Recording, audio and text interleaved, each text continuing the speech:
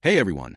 Today we're exploring another chilling and disturbing case. If you'd like to support the channel, don't forget to hit that subscribe button and stay engaged. It really means a lot. I truly appreciate it. Now, take a deep breath and let's dive in. He had money, power, and blood on his hands. But what took him down wasn't the police. It wasn't the FBI. It was a woman he loved in secret. A woman he could never control.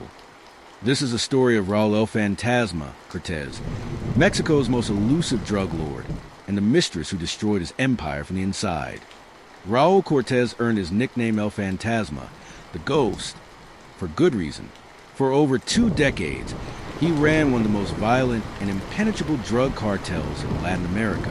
His route spanned from Sinaloa to Miami, with military-grade security, corrupt politicians in his pocket, and a terrifying reputation for making enemies vanish.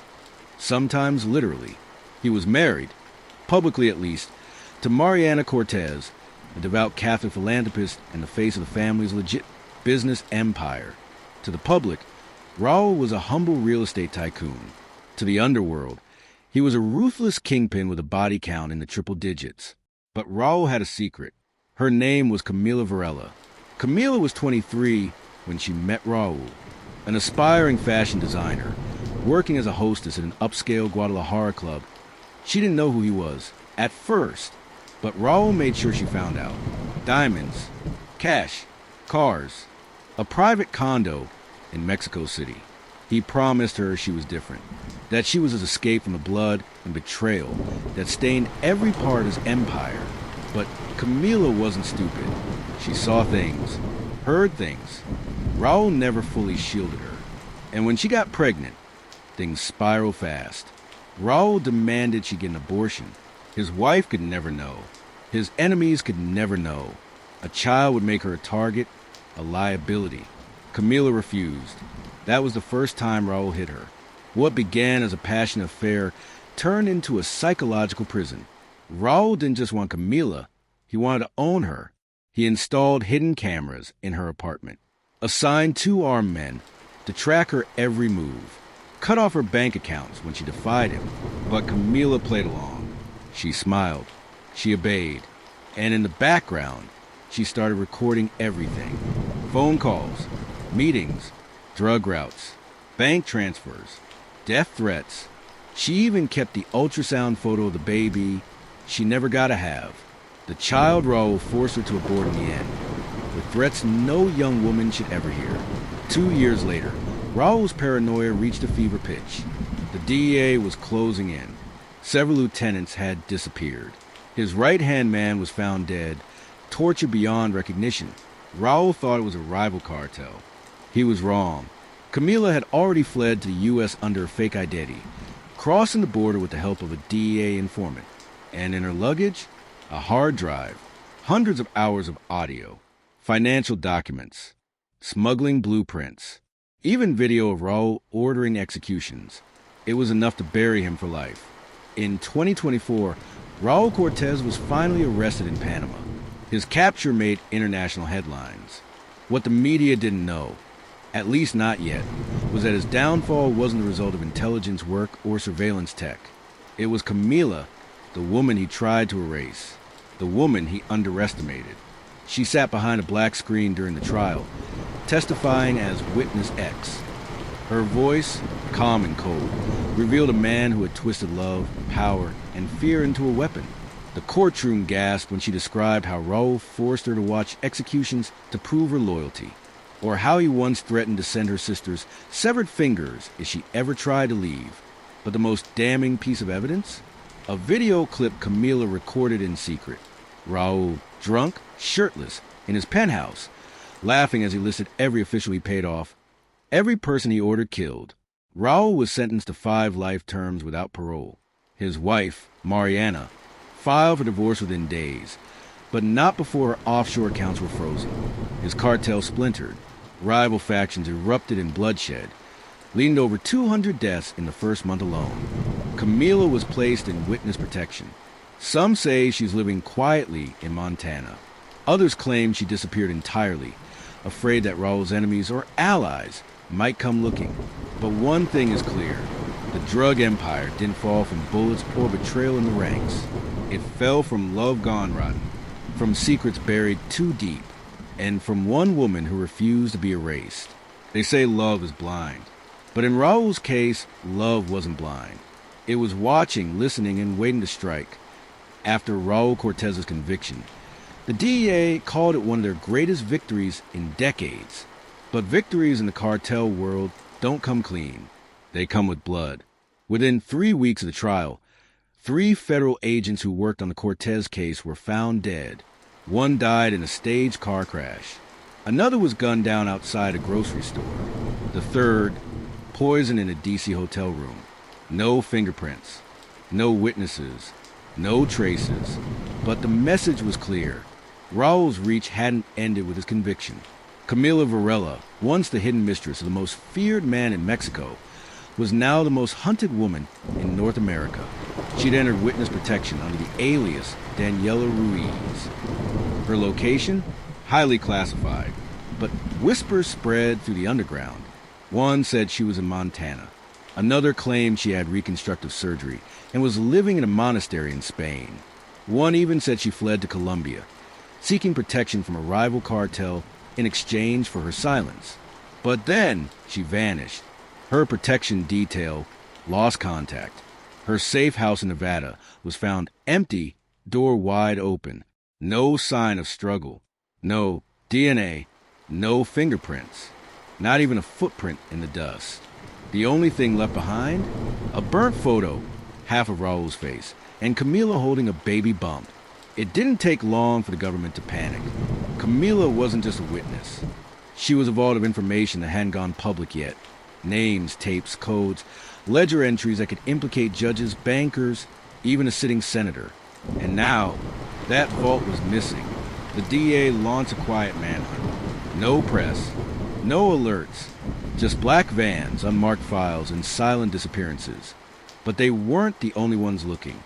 Raul's most loyal enforcer, Santos Ramirez, had resurfaced after months off-grid, a man known for burning villages in Guatemala, to flush out a single informant. He was rumored to be in the U.S. with one mission: bring back the girl, or bring back her heart. In the midst of this chaos, another bombshell emerged. A hidden bank account in the Cayman Islands had been accessed. The beneficiary? Camila Varela. The source of the funds? A $2 million life insurance policy taken out in her name by Raul Cortez 2 years before she disappeared. Why would a man who wanted her dead insure her life? Unless he never wanted her dead at all. Unless Camila was playing both sides. Unless she knew exactly what she was doing when she vanished. New theories began to surface. Some investigators believed Camila had orchestrated her own disappearance and sold the remaining secrets on the black market. Others suspected she made a deal with a rival cartel for lifelong protection in exchange for information Raul never gave up. But the most disturbing theory? That Camila was never just a mistress. She was an apprentice. That Raul had groomed her to take over. And when she realized she could have power without the monster, she burned the empire down and built her own from its ashes. 6 months after Camila's disappearance, a new drug route opened from Central America to Miami.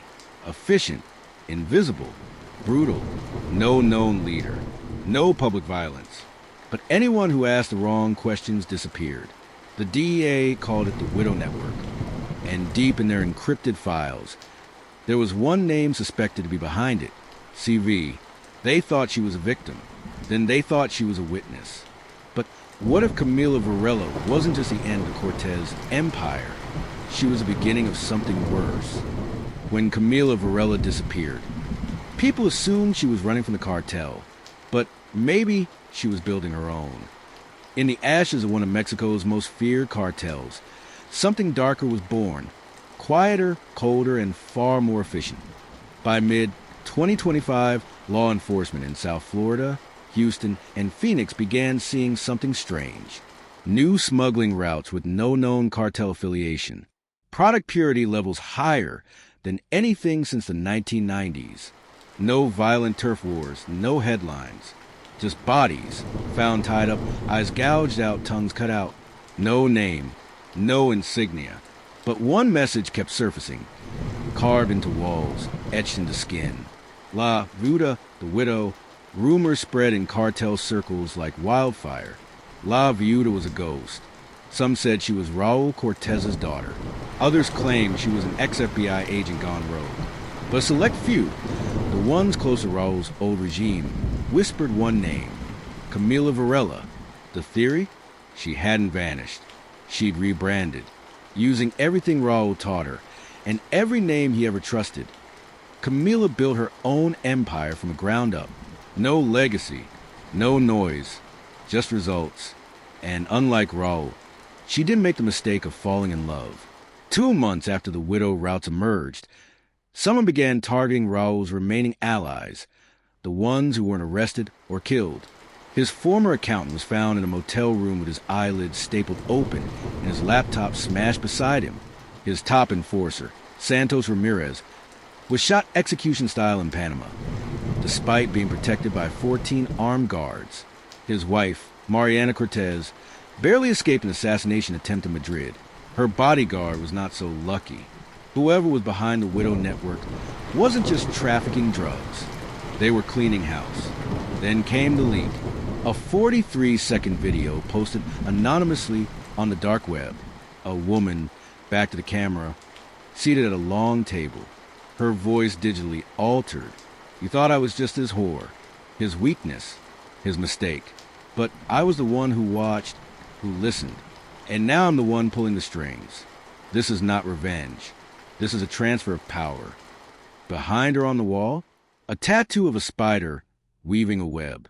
The same symbol found at every widow crime scene. Digital forensics traced the upload back to a remote satellite signal over Belize. The DEA scrambled. Interpol got involved. But by then, the widow had gone global. Here's where things get darker.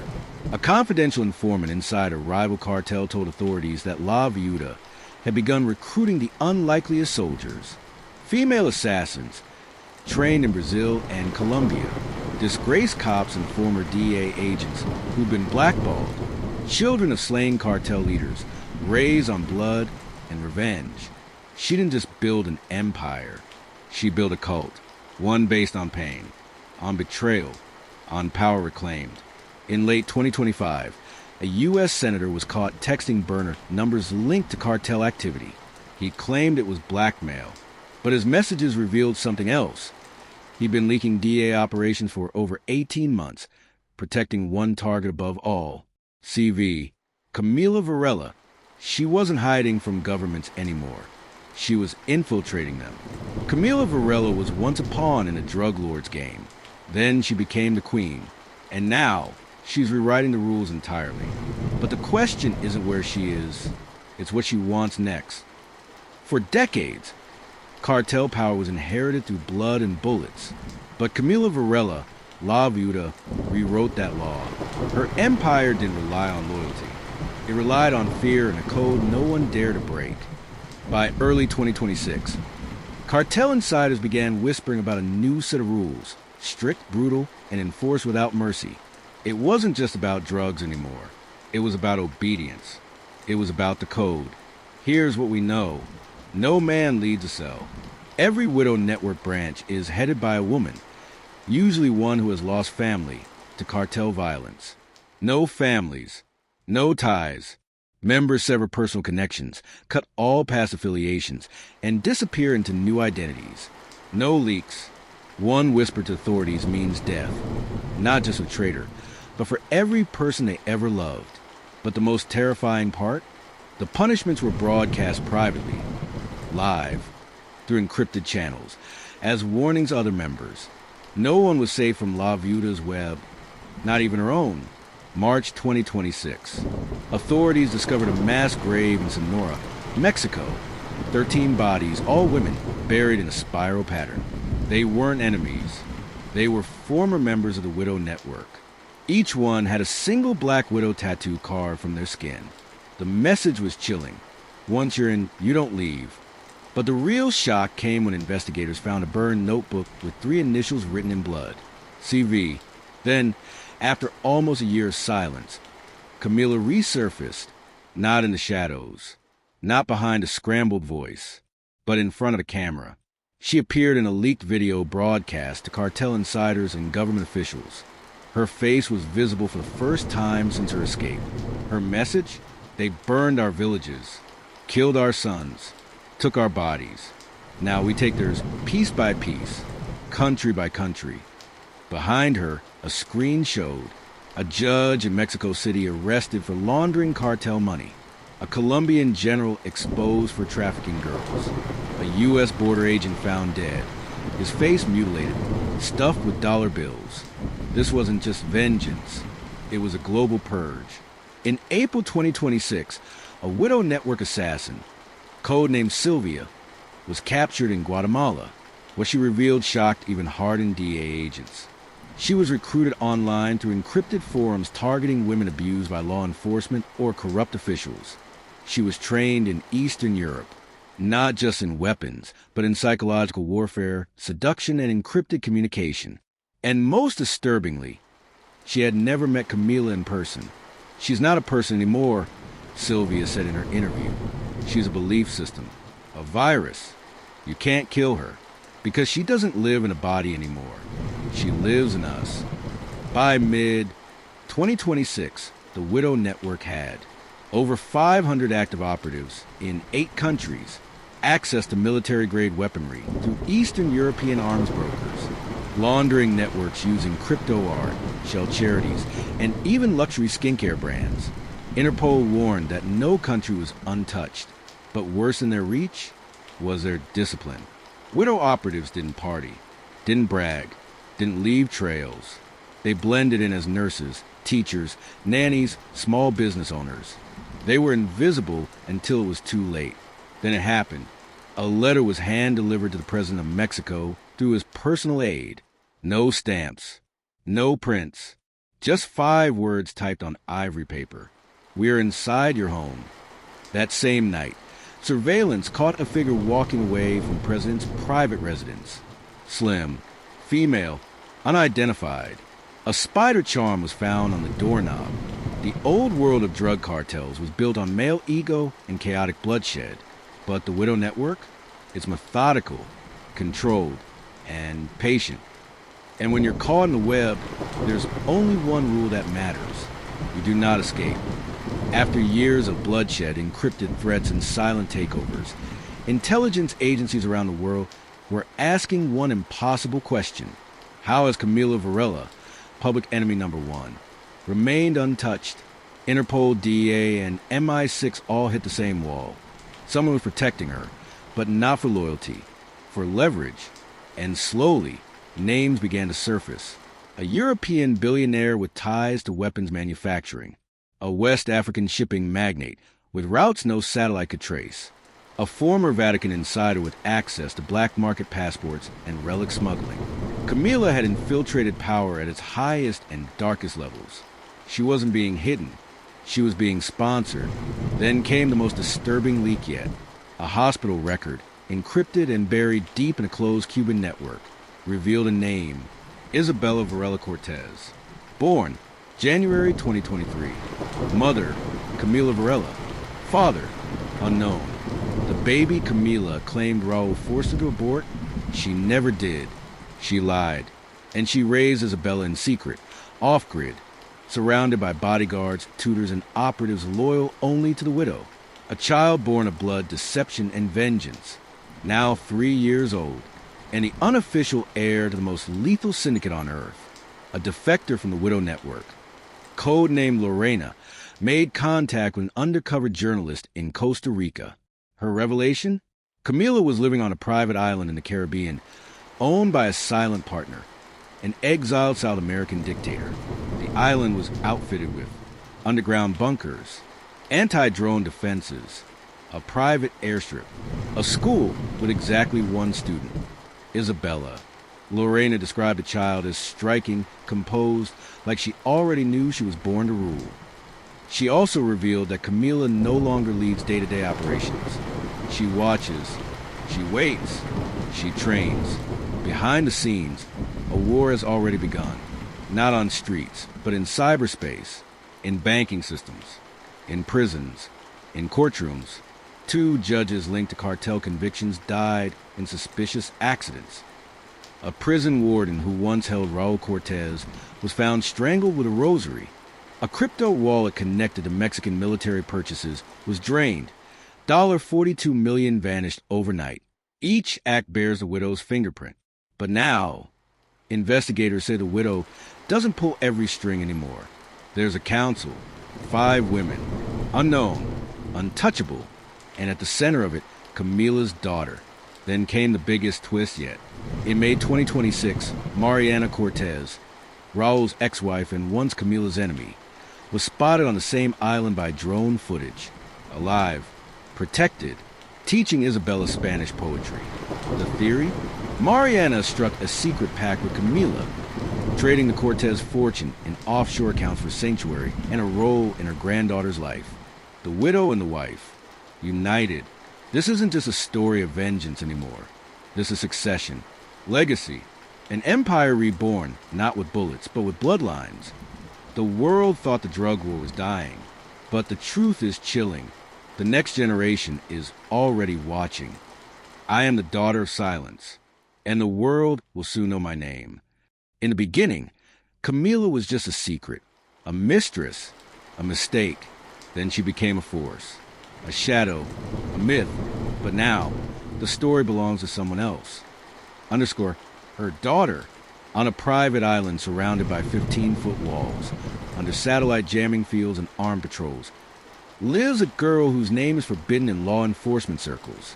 Isabela Varela Cortez, age 3, the daughter of a dead drug kingpin, the daughter of La Viuda, raised not with toys, but coded language lessons, surveillance training, and silent discipline. Her wardrobe? All white silk. Her classroom? A marble study guarded by snipers. Her first bedtime story? The real story of her father's execution orders. Her mother told her, in Spanish, "Your father built an empire of fear. I burned it to the ground. You will build one they never see coming." Insiders say Isabela is not just being raised, she's being shaped, taught 5 languages by age 4, memorizing the routes of every major global shipping lane, learning to read body language through old interrogation footage. And her inner circle? A former Mossad agent turned private tutor, a nun expelled from the church for her silence during cartel massacres, a nurse who used to patch bullet wounds for sicarios and now teaches biology. Isabela is not allowed to play with dolls, but she's trained to take apart and reassemble a Glock 19 in under 3 minutes. Because this isn't childhood, it's succession. Then came the turning point. In 2027, a luxury fashion brand began trending in the black market. Minimalist, ethereal, high-end silk robes and veils. But its supply chain? Untouchable, untraceable. Its logo? A small black widow on a white tag. What seemed like a fashion startup was, in reality, a smuggling pipeline. Moving encrypted flash drives sewn into hems, microchips hidden in stitching, and laundered funds processed as online boutique purchases. Interpol called it the most elegant trafficking operation in modern history. Its founder? Unnamed, but its signature collection? La Heredera, the heiress. In a chilling twist, a naval shipment containing surveillance tech destined for Latin America caught fire at sea near Panama. No evidence of explosion. No external interference. Just an elegant silk glove, untouched, left on the command deck. Inside, a handwritten note. This isn't revenge. This is rehearsal. It was signed with a single initial. I. Governments can't stop her. Rivals can't find her. But some are beginning to make deals. In private boardrooms and diplomatic back channels. Whispers are getting louder. If you can't beat her, hire her. She doesn't need war. She's buying silence. She's not running a cartel. She's building a dynasty. There's talk that a major South American president has offered land rights to the Widow Network in exchange for protection during an upcoming election. And it's said that Isabela, not Camila, is the one signing the terms.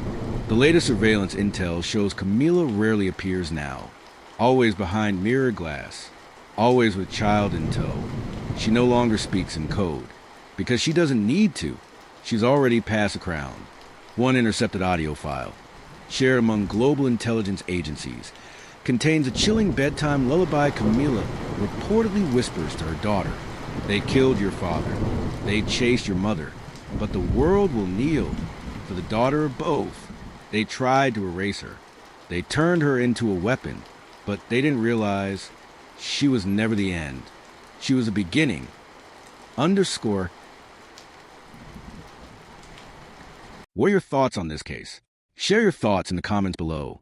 And don't forget to subscribe to the channel to stay updated with more stories, where each case isn't just about crime, but also offers a lesson for life.